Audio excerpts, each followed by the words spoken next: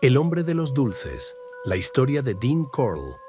La historia de Dean Corll no comienza con sangre ni horror, sino con la imagen casi inofensiva de un niño callado, de ojos oscuros, nacido el 24 de diciembre de 1939 en Fort Wayne, Indiana.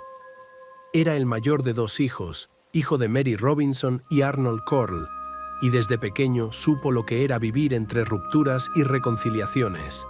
Sus padres se separaron y volvieron a unir varias veces antes del divorcio definitivo en 1946. Dean y su hermano menor quedaron bajo el cuidado de su madre, una mujer estricta pero protectora. Durante su infancia, Corll fue descrito como educado, retraído, incluso tímido. En la escuela era respetuoso, mantenía sus calificaciones en orden y raramente causaba problemas. Tras mudarse varias veces, la familia se estableció finalmente en Houston Heights, Texas. Fue allí donde su madre abrió una pequeña fábrica de dulces, Pecan Prince Candy Company. Dean trabajó junto a ella, primero como repartidor y más tarde como supervisor. A menudo repartía dulces a los niños del vecindario, ganándose el apodo con el que sería recordado, The Candy Man. Pero bajo esa imagen de joven trabajador y educado, algo oscuro comenzaba a gestarse. Los primeros pasos en la sombra. Dean Corll parecía destinado a una vida normal, incluso anodina.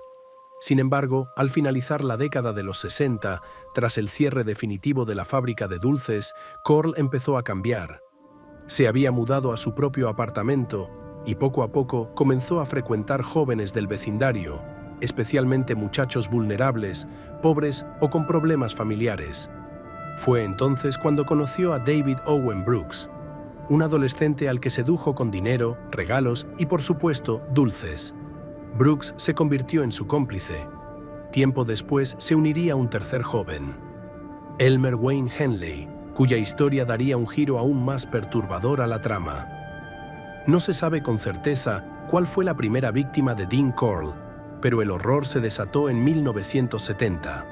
A partir de ese año, una serie de desapariciones comenzó a sembrar el miedo en Houston Heights.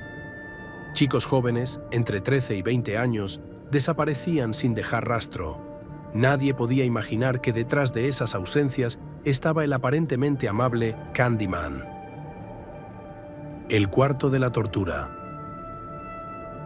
En su casa de Pasadena, Corll tenía un cuarto insonorizado que él llamaba el cuarto de los juguetes. Allí instaló una tabla de madera con esposas y grilletes, destinada a inmovilizar a sus víctimas. Lo que ocurría en esa habitación era indescriptiblemente brutal. Violaciones, torturas prolongadas, estrangulamientos. En ocasiones Corll mataba a sus víctimas con disparos y en otras simplemente las asfixiaba lentamente con una cuerda atada a un trozo de madera que giraba como una palanca. El número total de víctimas se estimaría después en 28 jóvenes, todos torturados, asesinados y enterrados por Corll y sus cómplices entre 1970 y 1973. Crímenes que estremecen. Entre los casos más conocidos se encuentra el de Mark Scott, un joven amigo de Elmer Henley. Henley, que al principio creía que estaban secuestrando chicos para una supuesta red de trata, una mentira de Corll, se horrorizó al ver cómo su propio amigo era torturado y asesinado. Fue un punto de quiebre, pero no el último. Otro caso estremecedor fue el de Billy Ray Lawrence, de 15 años. Fue mantenido con vida durante 3 días en el cuarto de tortura. Durante ese tiempo, Corll lo violó repetidamente. Le aplicó descargas eléctricas y lo obligó a escribir cartas a sus padres, asegurando que se había fugado de casa. Luego lo mató y lo enterró en uno de sus escondites, un cobertizo alquilado en Houston. Corll utilizaba cal, tablones de plástico y calzaba los cuerpos en fosas improvisadas. Muchos de ellos fueron hallados con signos de mutilaciones, algunos incluso con los genitales amputados, otros con la boca aún sellada con cinta adhesiva. El final del Candyman. El 8 de agosto de 1973, Elmer Wayne Henley se presentó en casa de Corll acompañado de su amiga Rhonda Williams y de otro chico, Timothy Curley. Aunque Corll odiaba que llevaran mujeres, Henley lo convenció. Bebieron y consumieron drogas.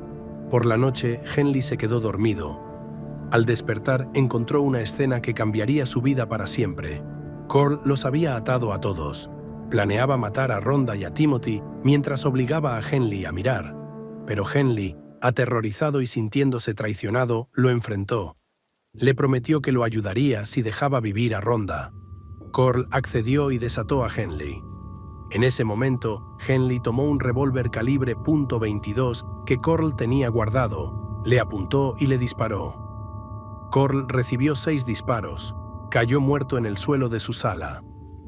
Henley, temblando, llamó a la policía y confesó todo: los asesinatos, las fosas comunes, los años de horror. Llevó a los agentes hasta los lugares donde enterraron los cuerpos: un bote abandonado, el cobertizo y una playa llamada High Island. La policía no daba crédito. La magnitud del crimen era espeluznante. El legado del horror. Dean Corll no fue juzgado. Su final llegó con la misma violencia que infligió a tantos. Pero su historia dejó una cicatriz imborrable en la historia criminal de Estados Unidos. Los medios bautizaron su caso como los asesinatos en serie de Houston y lo situaron como uno de los peores asesinos en serie del país. David Brooks y Elmer Henley fueron arrestados y condenados por su complicidad. Henley fue sentenciado a 6 cadenas perpetuas consecutivas. En cada audiencia, las familias de las víctimas enfrentaban al joven que alguna vez fue un peón, luego cómplice y finalmente verdugo de su propio maestro. Los ecos de la historia de Corll aún resuenan en Texas, no solo por la magnitud de los crímenes, sino por lo profundamente que se infiltró en la vida cotidiana. Dulces, sonrisas y una fachada amable escondían a un monstruo. Dean Corll es, para muchos, la personificación del mal disfrazado de vecino amable, un hombre que convirtió su fábrica de dulces en la antesala del infierno. Epílogo: la sombra de Dean Corll. Cuando se habla de monstruos, uno suele imaginar figuras salidas del folclore, criaturas que habitan la noche o el rincón oscuro del bosque. Pero Dean Corll no era una sombra que se escabullía entre los árboles. Era un hombre de rostro común, sonrisa mansa y voz suave.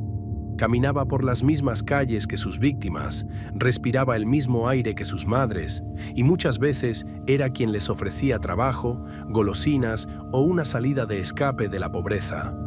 Esa normalidad, esa capacidad de mezclarse con la comunidad como si nada lo diferenciara del resto, es quizá lo más aterrador de su historia. La tragedia de los crímenes de Corll no solo reside en su brutalidad, sino en la manera silenciosa en que ocurrieron. Durante 3 años, en un vecindario entero, desaparecieron adolescentes sin que la policía tomara verdadera conciencia del patrón. Se asumía que se habían escapado de casa, que habían tomado malas decisiones.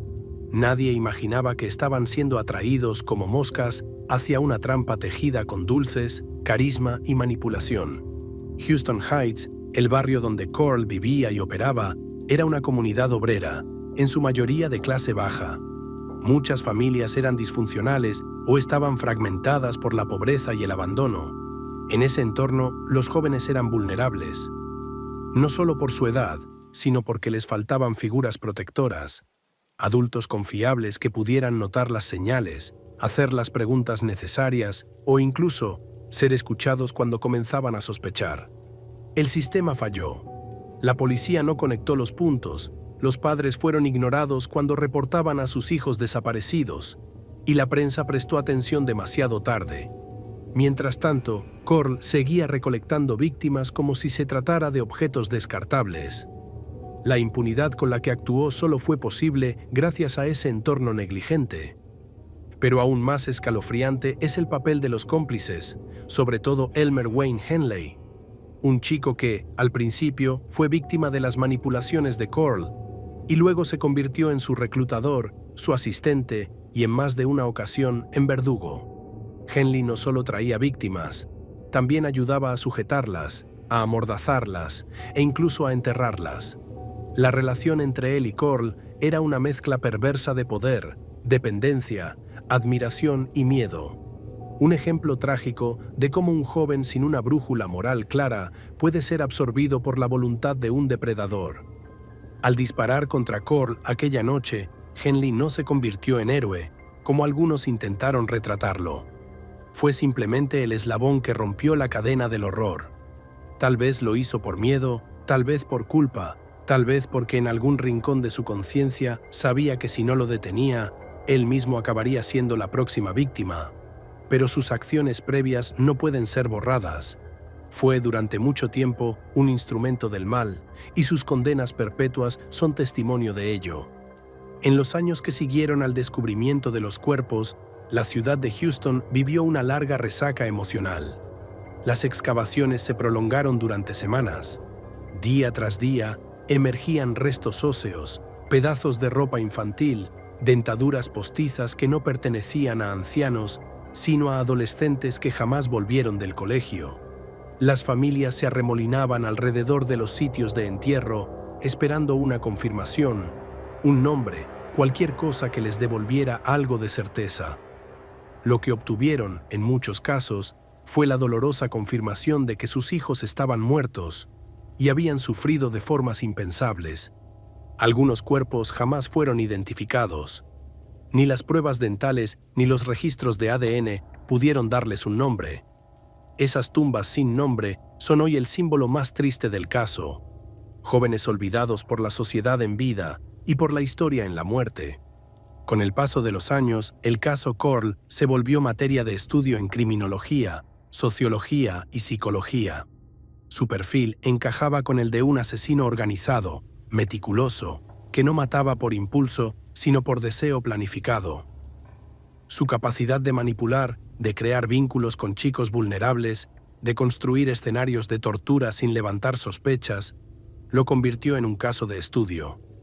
Sin embargo, no fue solo un caso, fue una tragedia humana. 28 vidas cegadas, familias rotas para siempre, un vecindario sumido en la culpa por no haber visto lo evidente, y una ciudad entera enfrentando la pregunta más incómoda: ¿cómo pudo pasar esto entre nosotros? La historia de Dean Corll nos recuerda que los monstruos no vienen con advertencias, que pueden ofrecerte un dulce, sonreírte desde la acera, saludarte por tu nombre. Nos obliga a replantearnos la idea de seguridad, de comunidad, de vigilancia, a entender que la maldad puede disfrazarse de bondad, que el mal puede habitar en un cuarto cualquiera, detrás de una puerta cerrada con llave. Hoy, el nombre de Dean Corll apenas se menciona en Houston. No hay placas, ni memoriales, ni recordatorios públicos. Pero las familias de las víctimas todavía llevan su recuerdo a cuestas. Cada aniversario es una herida abierta. Cada vez que desaparece un niño, vuelve el eco de aquel horror. Y cada vez que se habla de justicia, su historia se levanta como una advertencia. Dean Corll murió con 6 balas en el cuerpo, pero su legado, si puede llamarse así, sobrevive en cada protocolo policial reformado, en cada madre que insiste en que su hijo no simplemente se fugó, y en cada joven que aprende que incluso el hombre más amable puede ocultar la oscuridad más profunda.